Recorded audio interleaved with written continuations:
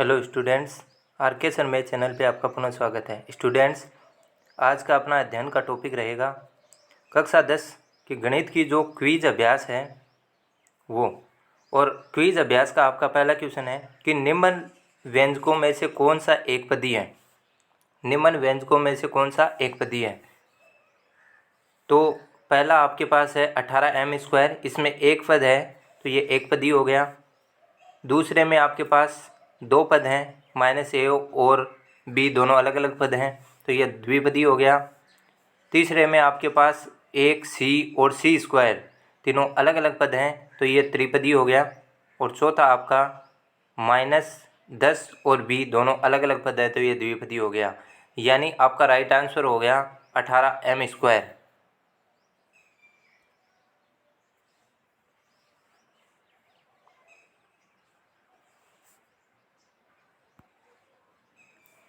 Students, अपना दूसरा question है, नीचे दिए गए व्यंजकों को ध्यान से देखिए और सही कथन की पहचान कीजिए। आपके पास व्यंजक है -2m² NO m + 3n m² n + n² -2mn 4m -12mno। तो व्यंजक, अब आपको ये कथन देखने हैं और इन कथनों की सही कथन की पहचान करनी है। व्यंजक -2m² NO और -12mno त्रिपदीय है क्योंकि इसमें तीन चर है। ये त्रिपदीय नहीं है, इसमें ये तीन चरों वाले व्यंजक हैं, लेकिन इसमें तीन पद नहीं होने की वजह से ये त्रिपदी नहीं है। तो पहला जो आपका कथन है वो गलत है। दूसरा, व्यंजक m² n + n² - 2mn त्रिपदीय है क्योंकि इसमें तीन पद हैं। तो इसमें m² n एक पद हो गया, n² दूसरा पद हो गया और 2mn तीसरा पद हो गया। तो यह त्रिपदीय हो गया क्योंकि इसमें तीन पद हैं। तो ये कथन आपका सही है। तीसरा आपके पास है व्यंजक m + 3n त्रिपदीय है क्योंकि इसमें दो पद हैं। अगर इसमें केवल दो पद हैं, m और 3n दो ही पद हैं, तो ये द्विपदीय व्यंजक होगा, न कि त्रिपदीय व्यंजक। तो तीसरा कथन भी आपका गलत है। और चौथा कथन आपका ये है कि व्यंजक -2m² NO 4m और -12mno त्रिपदीय है क्योंकि इसमें एक पद है।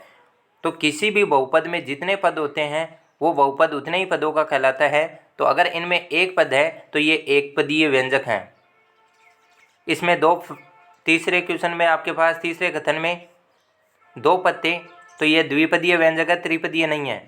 तो यानी आपका पहला, तीसरा और चौथा कथन तो गलत है और दूसरा कथन आपका सही है।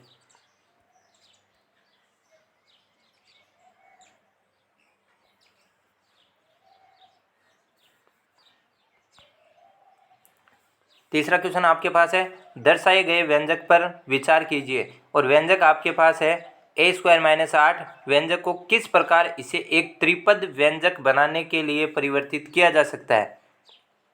अगर इसको त्रिपद व्यंजक बनाना है तो दिए गए व्यंजक में 8 जोड़ेंगे। अगर दिए गए व्यंजक में आपने 8 जोड़ दिया तो a² - 8 + 8, 8 से 8 कैंसिल हो जाएगा और ये केवल एक पदीय व्यंजक रह जाएगा। अगर दिए गए व्यंजक में 3a² जोड़ते हो आप तो 3a² + a² - 8, ये 3a² और a² 4a² हो जाएगा -8। यानी अगर इसमें आपने a² - 8 में 3a² जोड़ा तो ये 4a² - 8 हो जाएगा और ये द्विपदीय व्यंजक बनेगा।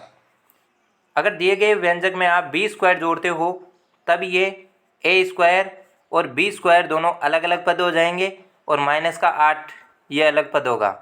यानी इसमें त्रिपदीय व्यंजक बन जाएगा। और अगर दिए गए व्यंजक में से 8 घटाते हो तो भी ये a² - 8 और फिर -8 करोगे तो ये -16 हो जाएगा। यानी दिए गए व्यंजक में अगर आप 8 जोड़ते हो तो a² बचेगा और a² अगर बच गया तो वो केवल एक पदीय व्यंजक होगा।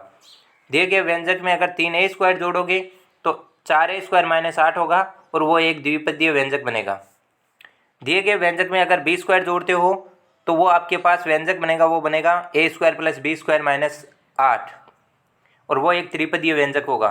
और दिए गए व्यंजक में अगर माइनस के 8 जोड़ते हो तो आपके पास ए स्क्वायर माइनस 16 प्राप्त होगा और ए स्क्वायर माइनस 16 एक द्विपदीय व्यंजक होगा। तो आपका जो थर्ड ऑप्शन है वो सही है।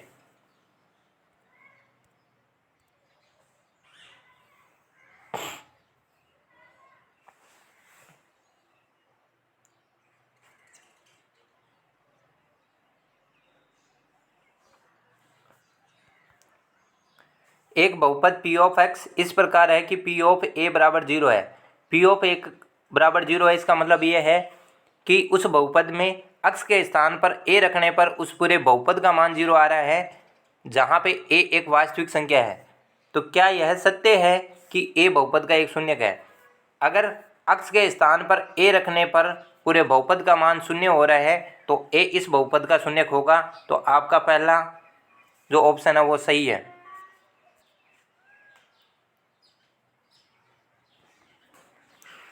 यदि सी बहुपद पी ऑफ एक्स का एक शून्यक है तो पी ऑफ सी बराबर आपके पास 0 होगा, यानी एक्स के स्थान पे सी रखने पर पूरे बहुपद का मान होगा वो 0 होगा। तो आपके पास चौथा ऑप्शन सही होगा।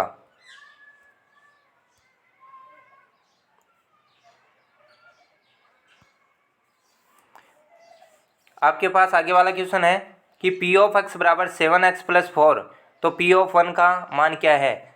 पी ऑफ 1 का मतलब यह है कि एक्स के स्थान पे आपको 1 रख के इस बहुपद का मान निकालना है। तो एक्स के स्थान पे अगर आप 1 रखते हो तो आपके पास बहुपद है 7x प्लस 4, और एक्स की जगह आप 1 रखोगे तो 7 गुणा 1 प्लस 4 हो जाएगा। 7 गुणा 1 आपके पास 7 हो गया, 7 प्लस 4 आपके पास 11 हो गया, यानी आपका दूसरा ऑप्शन सही है।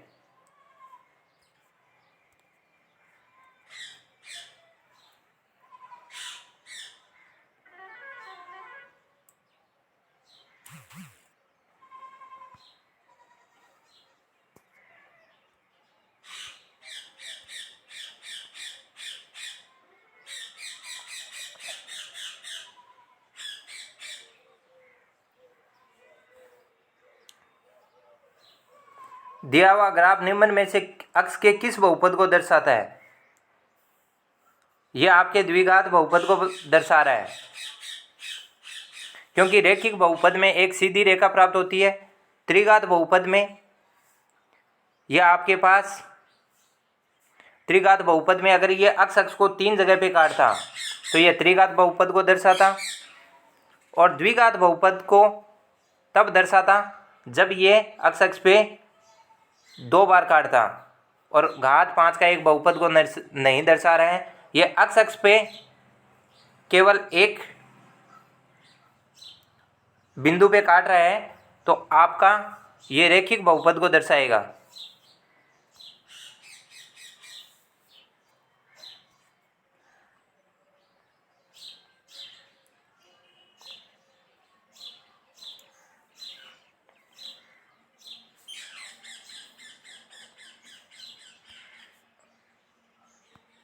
आगे वाला क्वेश्चन है आपके पास कि इस ग्राफ में देख के आपको ये बताना है कि इसमें कितने शून्यक होंगे। अगर बहुपद आपके पास y बराबर क्यू एक्स ग्राफ के रूप में है तो आपको इस ग्राफ को देखकर उस बहुपद के शून्यक बताने हैं। तो यहाँ पे आपके पास जो अक्स को है वो 2 बार काट रहा है, ये अक्स को 2 बार काट रहा है, तो आपके पास जो इस बहुपद के शून्यक होंगे वो 2 होंगे।